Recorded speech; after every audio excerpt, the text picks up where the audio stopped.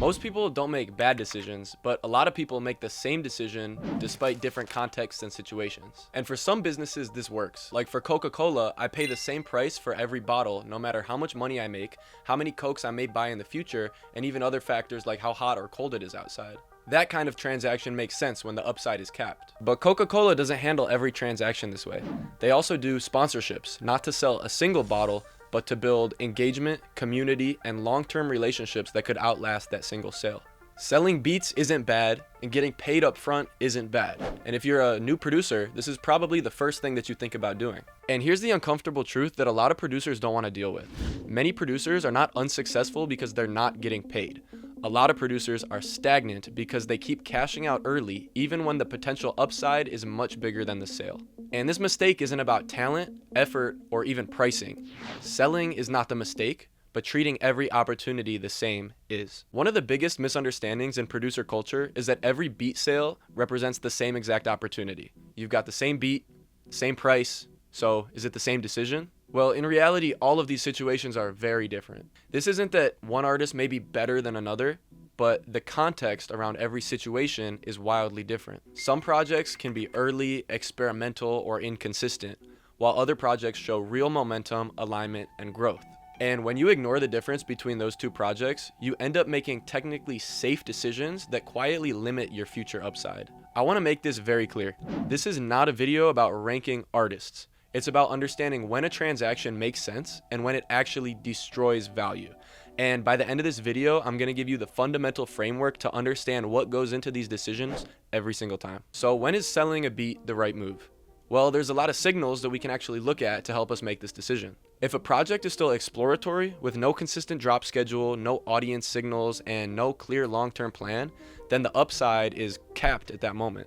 That doesn't mean that the artist isn't talented, and it doesn't mean that they won't grow. It just means that the payoff structure right now is limited. In those cases, selling the beat is fair for both sides, and if the artist disagrees, then they probably weren't a long-term client you want to work with anyways. Here, you're monetizing uncertainty. The artist is getting what they need, and nobody is giving up meaningful upside. Given the situation, this is efficient for everyone involved. The problem that you may not have thought about shows up when producers use that same logic everywhere, because some situations look very differently and show signals very early on. Some examples are consistency, momentum, creative alignment, direction, and growth over time. Here you have the same beat for the same amount of effort, but a wildly different future. And when you sell the beat in this context, you're not choosing safety, you're choosing a cap. You're trading a small guaranteed outcome for an entire future of something that might compound into ownership of a catalog or stakeholding in an artist's brand, which are two really important things that I will definitely be making videos about in the future. And what makes this tricky is that the upfront sale feels responsible. You feel like you're being smart and avoiding risk, but that feeling is often misleading. So what are really the pieces that go into making a decision like this? Well, every decision has two parts. There's the probability of how likely it is that the good thing happens, and then there's how good is the thing that happens. So let's look at the beat selling example. Selling a beat is very simple. You know that the probability of you selling that beat is most likely 100%, given they are a serious buyer and you're providing them with something that they actually need, and you know what you're getting in return. This transaction is very clear, but the ceiling is limited. Embedding yourself in a high payoff upside works much differently, and this is the second option. Even if the probability that something works out is low, the payoff that happens if it actually does could be large enough so that the expected outcome is higher.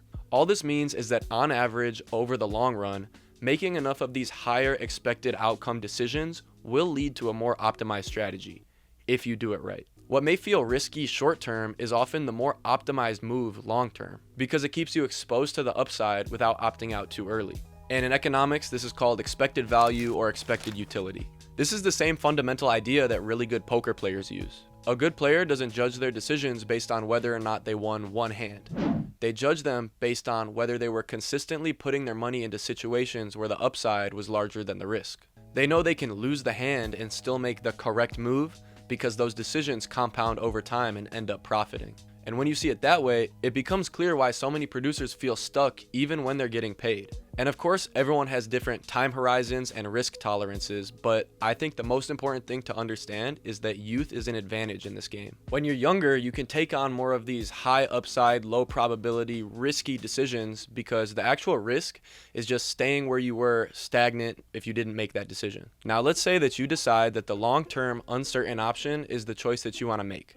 And let me be very clear, because the decision is only the first step, and actual results will not show until the actions that you take.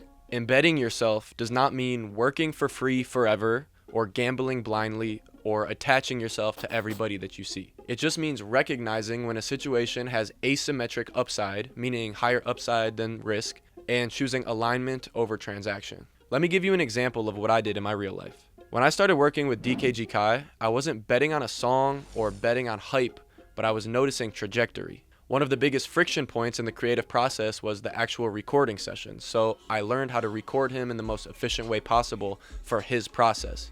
Not because I was getting paid for it, but because it was creating a smooth, more seamless production experience. And for months, I was recording him for free, not as a favor, but as an investment in alignment. And those months where we were working before anyone saw any final product was where the actual compounding was happening. We started to understand each other's creative processes and workflows, but more importantly, they started evolving together. The process itself became optimized for both of us, and that's what embedding really means. At this point, you're no longer just delivering a file of a beat. You're actually removing friction and making the process simpler and smoother for the artist. And once that happens, replacing you isn't just a pricing decision anymore. And the best ways to lead to this are creative involvement beyond just the beat, consistency, showing up when you're needed, and becoming an actual part of the process. And that's how producers stop being replaceable. In my last video, I talked about replaceability and why good beats don't protect you anymore. This is just the other side of that same idea. If you treat every opportunity like a transaction, you stay easy to replace. You're competing on price, convenience, and availability. But the moment that you realize alignment matters more than the sale, something changes. You stop optimizing for the next payout and you start optimizing for your position. And every great producer that you look up to went through this shift because they placed themselves inside momentum before they were essential. And that's the part that people miss. Irreplaceability is not something that you earn after success. It's something that you position yourself for before it's obvious to others. This is the shift that I made in my own production career, and it changed everything for me. It wasn't overnight and it wasn't without risk, but it fundamentally changed the ceiling of what was possible. So the real question isn't how do I sell more beats? It's how do I make better decisions about when to sell and when to stay invested? That's not something I can break down in one video, and that's what this channel is about. Breaking down how producers actually build leverage in today's market, what works, what doesn't, and how to stop competing in ways that are stacked against you. If this way of thinking makes sense to you, make sure to subscribe and stick around because I'm talking about it right here every week.